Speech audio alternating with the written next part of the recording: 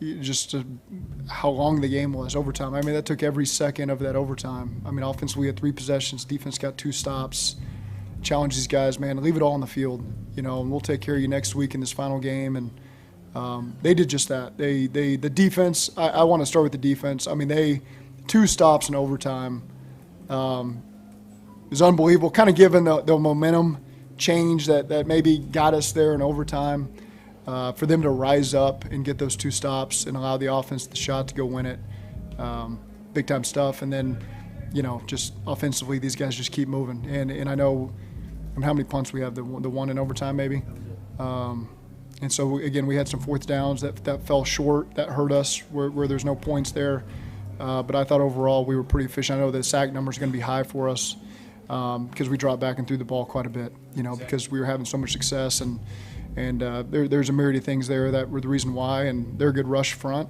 But we felt like we needed to keep putting the ball in the air to keep attacking them. Can you talk through the math at the end of regulation? Yeah. How that kept changing? Yeah. Well, the injury changed everything because we were going to be able to, I believe, kick the walk-off field goal with about 10 seconds left, and no one's fault. I mean, so we were telling Chase to slide at the 1 because we figured they were going to let us score there. Which he did. He did a great job. Unfortunately, got his ankle, and so then they charged us with the timeout. So then that changes everything. And so now you're in a 2nd and goal on the 1, and yeah, you can down it and make sure they use their timeout, and then try to score a touchdown from there on 3rd down and maybe kick it on 4th. But it's just, you saw our low red zone against them. I mean, it's tough all day. They're going to play goal line against every personnel you got. Nothing was easy for us.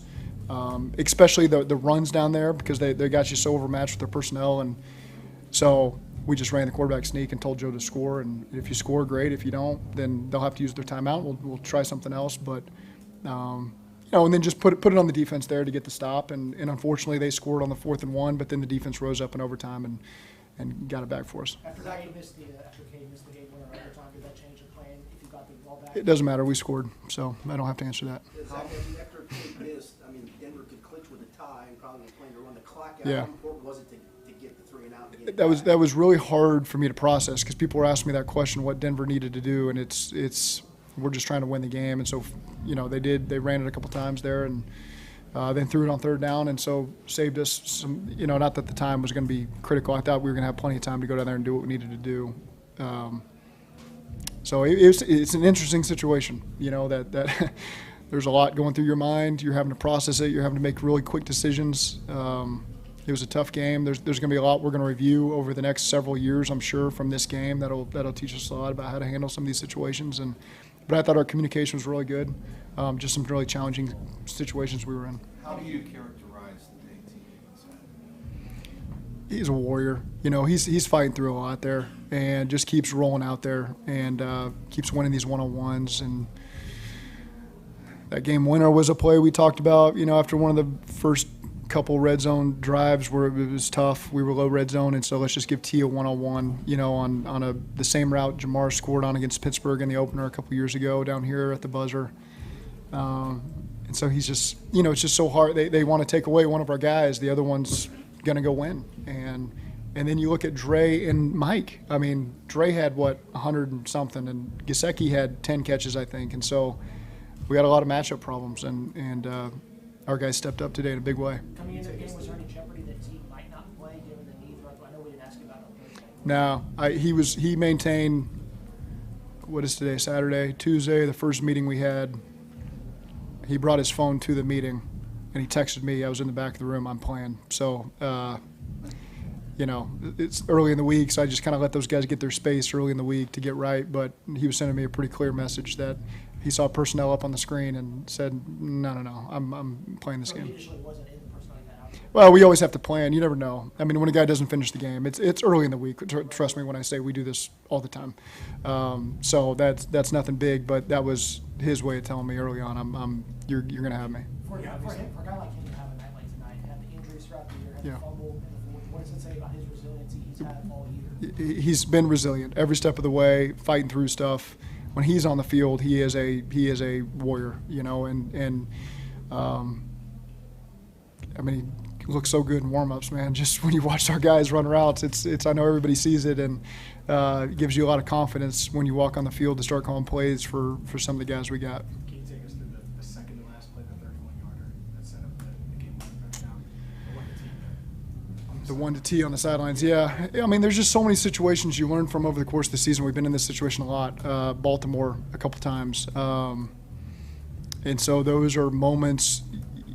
There's been, okay, so we're beating them on slants, okay? Same thing against Baltimore. You go to the well one too many times, Marlon gets us, in one of those last ones. So you learn a lesson there, and, all right, we hit him on slants. Now we got to run by him, take a shot on a go route. And that's what T won on. I'm pretty sure that was we called that play a million times in this game, so I think that's what we did there. It might have been a conversion. I can't quite remember, but Joe trusted him to go make a play, and he did. It seems like you guys have been able to get a lot of production from Joseph Osai recently. You said Johnson getting a sack today. How much did you feel like those guys played an impact? Yeah, and it starts with practice. They practice really hard. I mean, they practice like it's the game, and so you feel confident that that's going to translate for them. And you just, I've said this before, I stand right behind the quarterback, the scout team quarterback, and I almost get hit on every single pass play because those guys are on a mission, I think, to make sure that they can affect the passer. And they've done a great job of that, especially recently.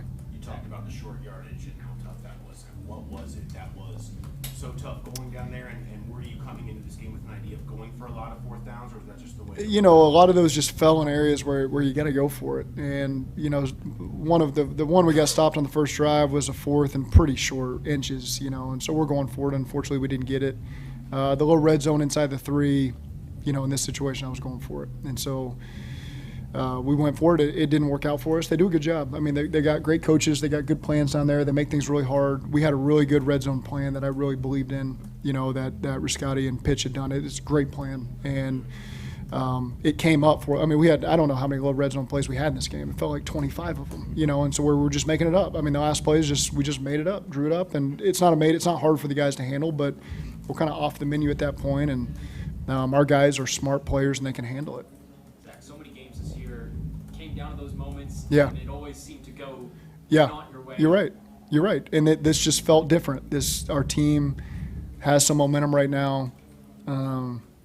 We're certainly we've learned from other games this season, and guys just stepped up and made these plays tonight. And you're right. There was moments where you probably could have said to yourself, "Here we go again." It's a similar issue that just happened, but our guys, the other unit, picked up whatever unit had maybe fallen a little bit, and we were able to go win the game. And special teams played a big part. I know we missed a kick, but special teams played a really big part in this game. Credit to Darren and that whole unit. That was a big matchup for us going in this game.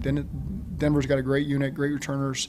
I thought our guys performed really well and gave us a great chance to have good field position and limit their field position as well. Any indication of the severity of Chase's ankle? I don't know. I just know it's ankle sprain. We'll see from there. Was there any consideration there to just taking 3 knees as opposed to having him slide at the 1? No. We were just going to keep running the ball and try to get what we could, and try to get down there. And again, there's going to be a lot we can talk about that. We felt good about our decision there just to get down to the 1. You're never assuming it's going to be an injury. Of course, that's not what you're factoring in. Trying to get as close as possible to keep all options on the table. Our math said there was going to be around 10 seconds to kick that walk off, and then, of course, the injury immediately changes everything. And so then you got to pivot and have a whole different conversation. Just 2 injury questions for you. Is Mims' injury one that you We'll see. I don't know. It's I don't know. It's the same hand he went into the game with, so we'll have to see as the week goes. Is it one of those things with, Is there a possibility that Evan McPherson would be able to come back? We'll see. We'll keep taking it week to week and see where that ends up. was it one of those things when names you try to see if he can give it a go? It's hard to know because you don't have a lot of contact during the week, and so we do our best. At this point in the year, we're pretty limited with what we're doing in practice. It was a 6-day week, so we lost a day of practice really, and so there's not a lot of opportunity to really test it like you're going to test it in a game, going against their guys, and so again, he just got to the point where he couldn't go. For a few weeks ago, y'all were 4-8. Y'all were pretty realistic about the odds. Why have y'all been able to kind of stay alive? We've known we've had a good football team all along, And those games are disappointing that we came up short. But they didn't change our process. They didn't change what our guys believed in. We didn't have to change everything we did. We still believed in what we were doing. And now we've won 4 in a row, and we got to make it 5 in a row. Across the league, there's a lot of talk that it's a 2-person race for the MVP between Josh Allen and Lamar Jackson, especially down the stretch with the way Joe Burrow's playing. Do you think he should be the MVP? Yeah, I don't know that anybody can stand on a field and watch Joe Burrow and say he's not the best player in the world, you know, and then you can transfer that argument to Jamar Chase as well, you know, and you can argue those two to death. But the clearest thing I can say is I would not trade Joe Burrow for any player in the universe. And so, to me, that's MVP to me.